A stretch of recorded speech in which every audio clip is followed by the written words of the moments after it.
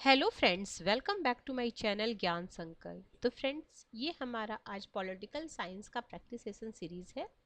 Model paper है। आप किसी भी स्टेट से हो, अगर आपका सब्जेक्ट पॉलिटिकल साइंस है तो ये क्लास आपको काफ़ी हेल्प करने वाला है। तो चलिए स्टार्ट करते हैं। अगर चैनल से नहीं जुड़े हैं अभी तक तो प्लीज़ चैनल को सब्सक्राइब कर लीजिएगा, और जब सब्सक्राइब कीजिएगा तो बेल आइकन को भी प्रेस कीजिएगा, ताकि जब भी मैं आगे वीडियो डालूंगी तो आपको नोटिफिकेशन मिल जाएगा। देखिए, पहला क्वेश्चन है, भारतीय संविधान के भाग 3 में दिए गए मूल अधिकारों के विषय में एक महत्वपूर्ण तथ्य यह है कि, क्या है महत्वपूर्ण तथ्य देखते हैं।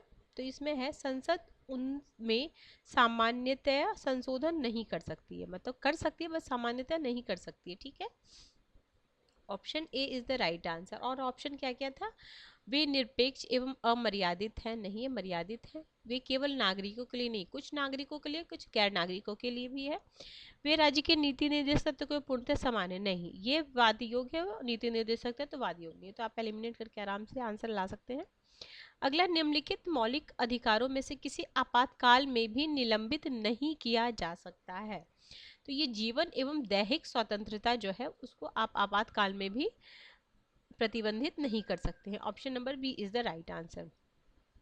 स्वतंत्रता और समानता एक दूसरे के विरोधी हैं। ठीक है, स्वतंत्रता और समानता एक दूसरे के विरोधी हैं। कई बार ये वाला क्वेश्चन आपने देखा और लॉर्ड एक्टन का है।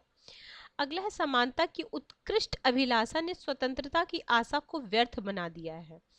ठीक है, तो ये है आपका लॉर्ड एक्टन का। Option number A is the right answer. अगला है, संविधान राज्य के कार्य तथा नागरिकों के अधिकार सुनिश्चित करता है। संविधान क्या है? राज्य के कार्य तथा नागरिकों के अधिकार को सुनिश्चित करता है। ये हो जाएगा अरस्तु। Option number A is the right answer. Next question number 6, समाज में समानता का निहितार्थ किसका अभाव है? तो ये है विशेषाधिकार का। Option number B is the right answer. Question number 7, थोड़ा सा मैं और जूम कर दूं तो आपको ज़्यादा क्लियर दिखेगा। ठीक है, अध्यक्षात्मक शासन प्रणाली मुख्य दोष क्या है? अध्यक्षात्मक शासन प्रणाली का मुख्य दोष क्या है? तो विधायिका और कार्यपालिका के बीच तालमेल का अभाव। अगला है, असर्शन रीजन का क्वेश्चन है, संकट की स्थिति में अध्यक्षात्मक पद्धति सही है। ठीक है, राष्ट्रपति की पदावधि निश्चित होती है। ठीक है, तो इसका राइट है, दोनों सही है बट एक दूसरे की व्याख्या नहीं कर रहा है। ठीक है, option number B is the right answer. अगला है, निम्नलिखित में राज्यपाल के प्रति एक मुख्यमंत्री का कर्तव्य नहीं है। मुख्यमंत्री का कर्तव्य क्या नहीं है? तो अपने दल की नीतियों के बारे में सुनिश्चित करना। ऑप्शन नंबर ए, अपने दल की नीतियों के बारे में सुनिश्चित करना। अगला, निम्नलिखित में से कौन सा कथन सही नहीं है? निम्नलिखित में से कौन सा कथन सही नहीं है? राज्यपाल की अध्यादेश निर्मात्री शक्ति स्वविवेकी शक्ति है। राज्यपाल अध्यादेश, तो इसका राइट आंसर हो जाएगा ये, राज्यपाल अध्यादेश निर्माती शक्ति स्वविवेकी शक्ति है। Option number B is the right answer. अगला है, निम्नलिखित में से भारत में राज्य विधानसभाओं में न्यूनतम सदस्य संख्या कितनी है? तो इसकी संख्या 60 है। क्वेश्चन नंबर 12, राज्य के मंत्रियों पर अभियोग केवल अनुमोदन से हो सकता है। ठीक है, तो ये ऑप्शन है, मुख्यमंत्री, राज्यपाल, मंत्रिपरिषद, विधान सभा स्पीकर। तो इसका हो जाएगा राज्यपाल। Option number B. बहुदलीय व्यवस्था, एक दलीय व्यवस्था, द्विदलीय व्यवस्था और एक दलीय प्रधान व्यवस्था, तो मैच करना है हमें। तो ए बहुदलीय व्यवस्था जहाँ विधानमंडल को अधिक प्रतिनिधित्व पूर्ण बनाता है, तो ए का हो जाएगा थर्ड। ठीक है, और फिर एक दलीय व्यवस्था, एक दलीय व्यवस्था में प्रजातंत्र सिद्धांत के प्रतिकूल है, क्योंकि एक ही चुनने के लिए आपके पास विकल्प नहीं है। फिर हो जाएगा, इसका right answer option number A है। और द्विदलीय व्यवस्था में है, चयन की स्वतंत्रता परिसीमित है, और फिर हो जाए प्रजातंत्र सुस्थिरता प्रदान करती है। 13 का है ऑप्शन नंबर ए।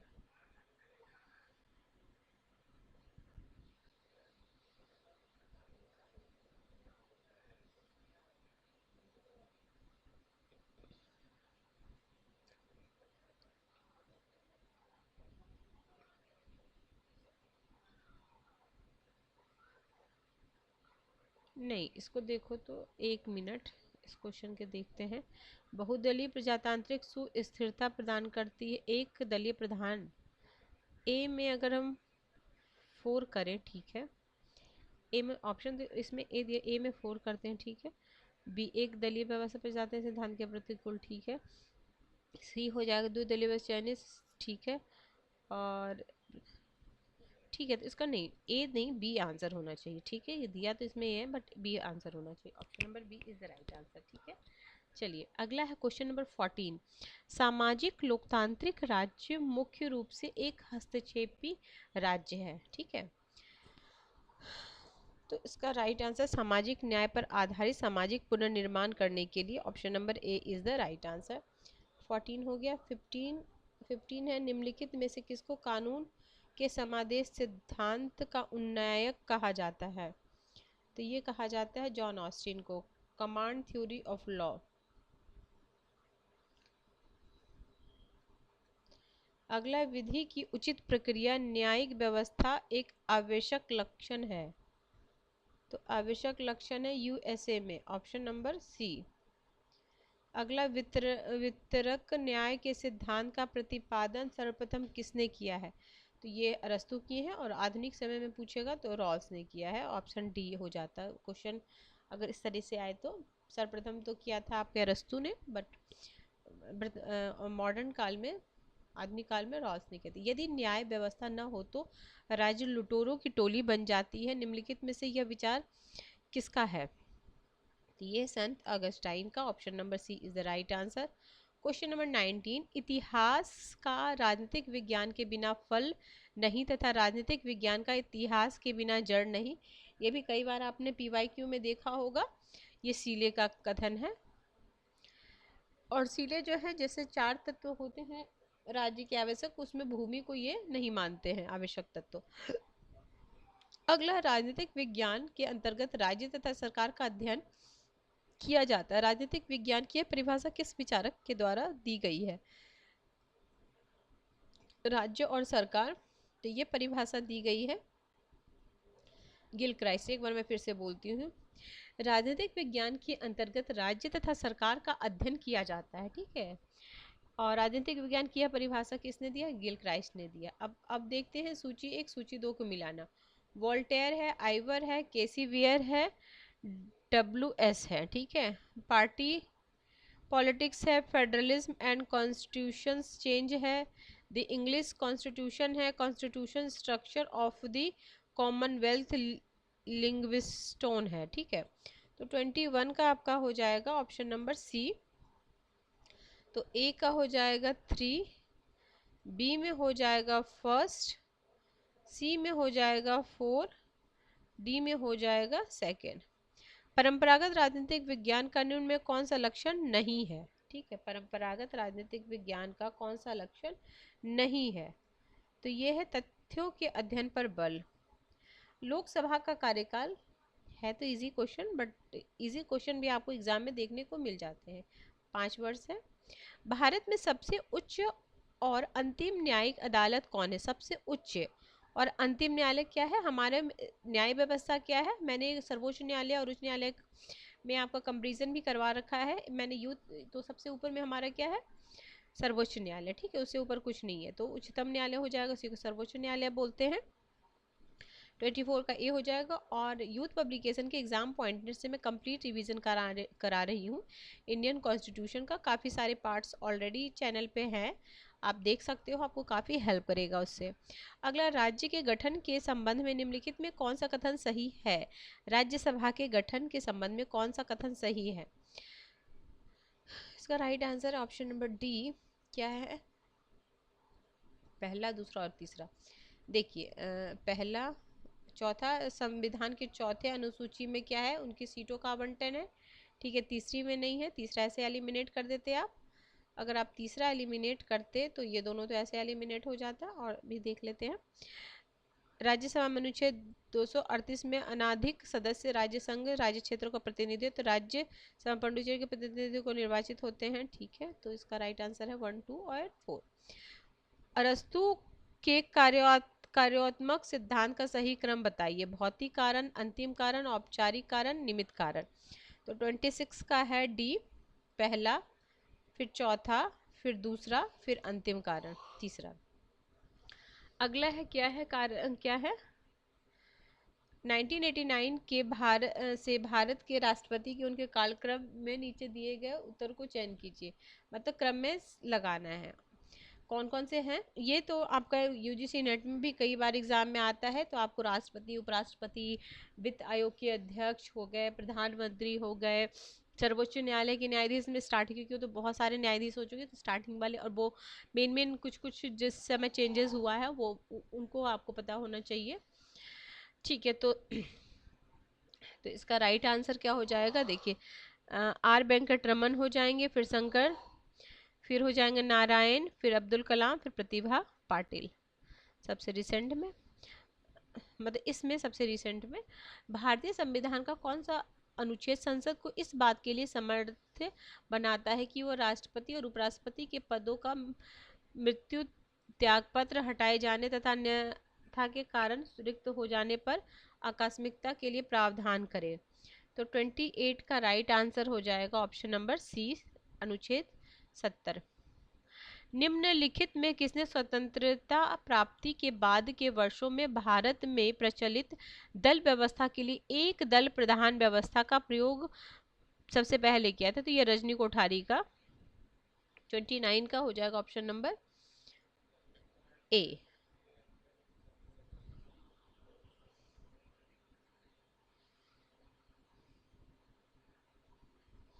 अगला है निम्नलिखित में कौन से कार्य प्रजातंत्र में राजनीतिक दलों के कार्य नहीं है? राजनीतिक दल के कार्य नहीं, देखिए लोक मत का निर्माण करना, राजनीतिक चेतना का प्रसार, सरकार का गठन करना, प्रेस को नियंत्रित करना। तो प्रेस को नियंत्रित करना वो उनका कार्य नहीं, ऑप्शन नंबर डी। लोकसभा के स्पीकर को अपना त्यागपत्र किसको संबोधित करते? तो ये उपाध्यक्ष को करते हैं, लोकसभा उपाध्यक्ष को करते हैं, ऑप्शन नंबर 31 बी हो जाएगा। अगला 32, अमेरिकी सिद्धांत का कौन सा अनुच्छेद राष्ट्रपति के कार्यकाल से जुड़ा हुआ है? राष्ट्रपति के कार्यकाल से जुड़ा हुआ है, ये पूछा जा रहा है। तो ये अनुच्छेद 2, option number A is right answer. भारतीय संविधान कौन सा अनुच्छेद संसद के प्रत्येक सदन को अपनी प्रक्रिया और कार्य व्यवहार के संचालन को विनियमित करने के लिए नियम बनाने का अधिकार देता है? तो ये देता है आपका 118, अनुच्छेद 118। किस संस्था को हाउस ऑफ लॉर्ड्स के रूप में संदर्भित किया जाता है? हाउस ऑफ लॉर्ड्स के रूप में संदर्भित किया जाता है तो राज्यसभा को। दिए गए विकल्पों में से किस आधार पर न्यायपालिका द्वारा उत्प्रेषण याचिका जारी की जा सकती है? तो ये 35 का हो जाएगा पहला और तीसरा, क्षेत्राधिकार की कमी और क्षेत्राधिकार की अधिकता, option number D is the right answer. प्रधानमंत्री और प्रधानमंत्री सहित कुल मंत्रियों अधिक इतने से कितने प्रतिशत से अधिक नहीं हो सकते हैं? तो ये 15% से अधिक नहीं हो सकते। 91वां संवैधानिक संशोधन के द्वारा इसको निश्चित किया गया था। 36 का है सी। अगला है निम्नलिखित में लोकतंत्र एक जीवन शैली के रूप में परिभाषित किया है? तो लोकतंत्र को एक जीवन शैली के रूप में टीबी स्मिथ ने किया, टीबी स्मिथ ने किया। न्यू डेमोक्रेसी बुक है, किसकी है? माओ त्से-तुंग की। अगला, भारत भाषण की स्वतंत्रता किस प्रकार के शासन के लिए आवश्यक है? तो ऑब्वियसली लोकतंत्र के लिए आवश्यक होगा, है ना। अगला है किसने कहा लोकतंत्र जनता का जनता के द्वारा जनता के लिए बनाया गया एक शासन है? ये तो बचपन से आप लोग पढ़ रहे होंगे, और यह है अब्राहम लिंकन। प्लेटो को राज्य के आदर्शवादी सिद्धांत का जनक कहा जाता है, 41। तो ये हो जाएगा, उसने अपने सिद्धांत को अच्छे विचार पर आधारित किया है, ऑप्शन नंबर डी। लॉक ने सामाजिक समझौते के सिद्धांत का उपयोग किस लिए किया है? तो ये किए हैं उदार लोकतांत्रिक राज्य को न्यायसंगत ठहराने के लिए, ऑप्शन नंबर सी। 1946 की अंतरिम सरकार के विषय में निम्न में कौन सा कथन सत्य नहीं है? 43 का। तो ये हो जाएगा, जवाहरलाल नेहरू कार्यकारी परिषद के अध्यक्ष थे, option number A. John Locke के राजनीतिक दर्शन का सही क्रम चुनिए। तो 44 का हो जाएगा प्राकृतिक अधिकार, प्रत्येक अवस्था, अनुबंध, नागरिक समाज। ऑप्शन नंबर 44 का option number D is the right answer. निम्नलिखित में कौन सी भारतीय संविधान की विशेषता नहीं है? तो ये हो जाएगी दोहरी नागरिकता नहीं है, ऑप्शन सी। पंचायत राज प्रणाली आधारित है, तो ये है सत्ता के विकेंद्रीकरण से, ऑप्शन नंबर डी। 1976 में आपातकाल के दौरान संविधान की प्रस्तावना में संविधान संशोधन के द्वारा निम्न में से कौन सा शब्द जोड़ा गया? 47 का कौन सा जोड़ा गया था? तो समाजवाद और पंथ निरपेक्ष। प्राचीन यूनानी राजनीतिक दर्शन का मुख्य विचार क्या है? तो मुख्य विचार है उत्तम जीवन।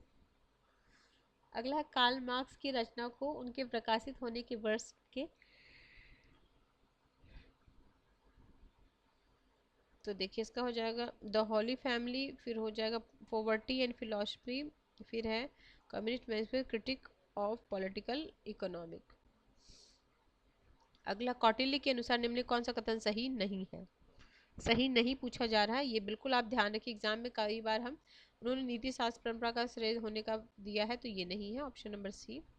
चलिए मैं सारा पढ़ देती हूँ, देखिए। वे राजनीतिक अर्थशास्त्र को एक स्वतंत्र विषय बनाने वाले प्रथम व्यक्ति थे।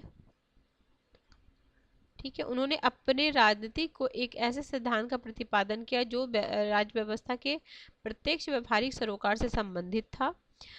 पहली बार उन्होंने भारत में एक सुदृढ़ राजनीतिक नियंत्रण की जरूरत पर जोर दिया। ठीक है, अगला चलते हैं, क्वेश्चन नंबर 51। स्वराज्य ब्रिटिश संसद का निःशुल्क उपहार नहीं होगा, यह भारत का पूर्ण अभिव्यक्ति की घोषणा होगी। ये काफी इंपॉर्टेंट क्वेश्चन है आपके लिए। तो महात्मा गांधी। भारतीय संविधान के मूल कर्तव्य किस संशोधन द्वारा जोड़ा गया था? तो 42वें संशोधन द्वारा 1976 में। भारतीय संविधान की कौन सी धारा भारतीय नागरिकों को स्पष्ट करती है? तो भारतीय नागरिकों को स्पष्ट करती है, तो 5 से 11 तक नागरिकता के बारे में दिया गया है। चले अगला है, भारतीय संविधान के प्रथम संशोधन कब हुआ था? तो पहले ही मतलब 51 में ही हो गया था पहला संशोधन। अगला है, निम्नलिखित कौन सी याचिका व्यक्तित्व स्वतंत्रता से संबंधित है? तो व्यक्तित्व स्वतंत्रता से संबंधित है, ये है बंदी प्रत्यक्षीकरण। प्राकृतिक अवस्था में मनुष्य का जीवन विकृत, विपन्न, पार्श्व और अल्प आयु था, तो 56 का है हॉब्स। इनमें से कौन सा युग्म सही सुमेलित नहीं है? तो 57 का Karl Marx, state and revolution. आगमनात्मक विधि को अंगीकार किए जाने के विषय में निम्न में कौन से दो विकल्प सही हैं? आगमनात्मक, तो ये है, देखते हैं ऑप्शन में होगा क्या है, 58। इसका हो जाएगा सी दूसरा, और चौथा ये मैकियावेली और थॉमस हॉब्स। ठीक है, चले अगला है, मैच करना है हमें। जेम्स प्रथम है, लॉक है, रूसो है, विलोबी है। तो सोशल कॉन्ट्रैक्ट आपका किनका है? रूसो का है। फिर है two treatises on civil government, Locke का है, यानी बी में 4, बी में 4, बी में 4 आपका 2 में है। ठीक है, और सी में फर्स्ट, बी में 4 और सी में फर्स्ट, तो डी हो जाएगा, जेम्स प्रथम का है। The law of the monarchy, फिर है बिलोबी का है आपका द नेचर ऑफ स्टेट। ठीक है, चलिए, निम्नलिखित में से किसने मनुष्य के कार्य का प्रेरकत्व सुख की प्राप्ति एवं दुख के बचाव की इच्छा को माना है? 60 का राइट आंसर हो जाएगा Jeremy Bentham, option number D. Sorry. Subhash Chandra Bose ने आज़ाद हिंद फौज तथा आज़ाद हिंद सरकार की स्थापना किस स्थान पर की थी? तो ये सिंगापुर में किया था, ऑप्शन नंबर 61 का option number D is the right answer. अगला है, असरसन रीजन का है, गांधी जी ने सविनय अवज्ञा तकनीक का प्रयोग किया। ठीक है, वह अराजकता में विश्वास करते थे, तो ये हो जाएगा ए सही है, बट आर गलत है, रीज़न गलत है। ठीक है फ्रेंड्स, आज हमने 62 क्वेश्चन किए हैं। मैं ये यूपी टीजीटी के हिसाब से करा रही हूँ, उसमें 62 आपके एक सब्जेक्ट से होते हैं और दूसरे सब्जेक्ट यानी आपका कॉम्बिनेशन होता है। वहाँ पे हिस्ट्री सिविक्स ले सकते हैं, हिस्ट्री इकोनॉमिक्स ले सकते हैं, हिस्ट्री ज्योग्राफी ले सकते हैं। तो मेरे चैनल पे हिस्ट्री और पॉलिटिकल का लिया जाता है। साथ ही साथ मेरे चैनल पे आपको यूजीसी नेट के भी काफ़ी सारे कंटेंट मिल जाएंगे पॉलिटिकल साइंस के, आप देख सकते हो, एक बार प्लेलिस्ट जरूर चेक करना। ठीक है फ्रेंड्स, हम मिलते हैं नेक्स्ट वीडियो में। किसी वजह से ये चैनल अगर हेल्प करा प्रिपरेशन में, जरूर चैनल को सब्सक्राइब कर लीजिएगा फ्रेंड। और अपने फ्रेंड्स, फैमिली, अपने जितने भी ग्रुप्स होंगे उसमें जरूर चैनल को शेयर कीजिएगा, ताकि ज़्यादा से ज़्यादा लोग जुड़ेंगे तो मुझे मोटिवेशन मिलेगा। ठीक है, मिलते हैं हम नेक्स्ट वीडियो में। Till then bye bye, keep watching and keep sharing.